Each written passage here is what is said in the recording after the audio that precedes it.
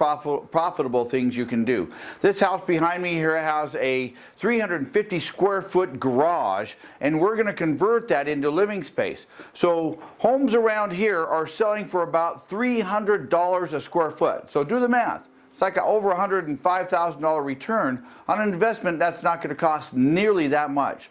So I'm going to show you what we're doing here as we convert the garage into living space. We're also going to convert a two-car garage or a two-car carport into a two-car garage.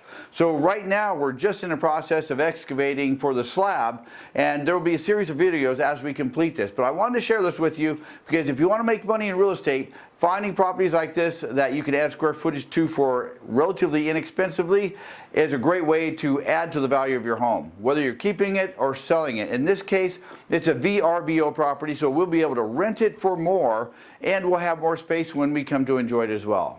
My name is Ken Krotz. I'm a real estate broker and a real estate investor. Been at this for 34 years.